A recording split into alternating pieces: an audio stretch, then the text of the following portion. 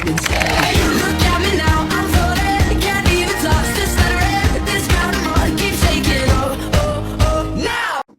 Assalamualaikum and hi everyone. My name is Natasha Alia and I am here to representative of my group, which is Group A, to present our finding on parallel quicksort for the subject Fundamental of Computer System. And this is the 4 content that I will talk about later. So now, we jump into 1.0 introduction.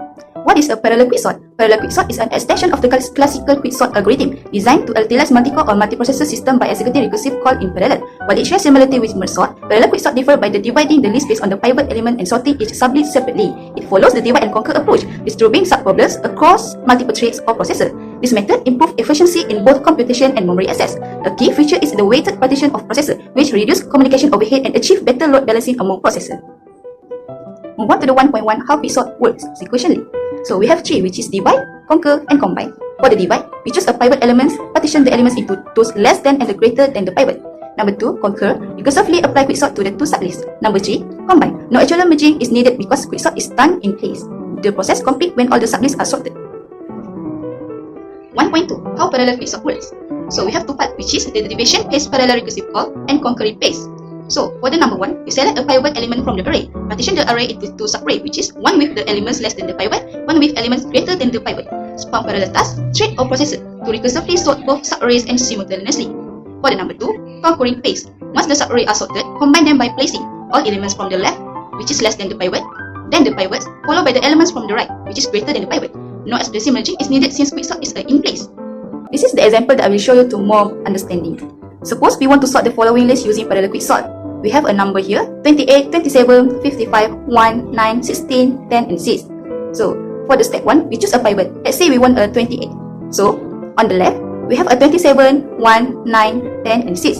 And on the right, we have 55 and 16. So, the pivot is 28. For the step 2, sort each sublet in parallel. Left becomes 1, 6, 9, 10, and 27. Right becomes 55 and 16. And the last step, which is combine result. Final sort list is 1, 6, 9, 10, 27, 28, 55, and 16. That's all how you need to understand. 1.3 Concept of parallelism. In parallel quicksort, once the array is partitioned, the left and right subarray are sorted at the same time by different processor or cores. This parallel execution speeds up the sorting process compared to the traditional sequential approach. And for 1.4 Task distribution and how processor works simultaneously in parallel quicksort. How work is divided. Parallel quicksort is divided the work by recursively partitioning the array and assigning each partition to different processor or thread. We have 3 processes here, which is number 1, partition the array around a pivot element into 2 subarray, one with element less than the pivot and the other one with element greater than the pivot. The process of number 2 is assigning each subarray to separate processor to sort in parallel, and the last one of the process is each processor for the partitioning is assigned subarray recursively, distributing tasks among available processor until the subarray becomes small enough to sort sequentially. 2.0 Work and span analysis for parallel quicksort. So as you can see here, I already put an explanation for work and span. So I'm gonna move on to the example. And the list here, we have a number of 38, 27, 43, 3, 9, 28, 10, and 6. And let's say we choose a pivot of 38.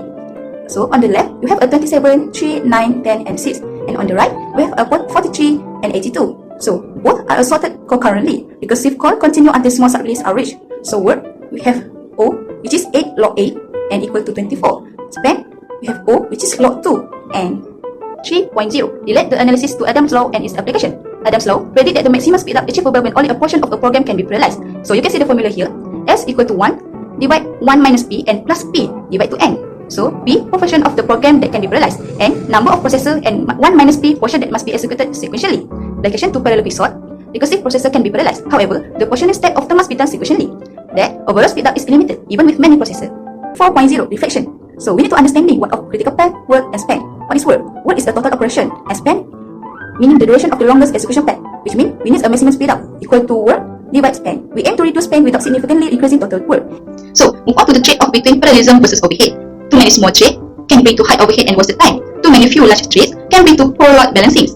And last, balancing theory and practice. In your system, thread management, memory limits, and synchronous can be delayed and reduce the performance we expect from theory. Even with good work or span metric, performance suffers if overhead isn't managed. Efficient design, use thread pools, avoid unnecessary scene, and keep data local. The key is to balance agile parallelism with real-world constraints. Lastly, for the conclusion, work and span help identify potential speed-up in parallel algorithm, but real performance depends on managing overhead like thread creation and communication. With good design and efficient implementation, parallel quicksort can achieve significant speed improvement, especially for large and well-structured datasets. That's all from me. Thank you for watching.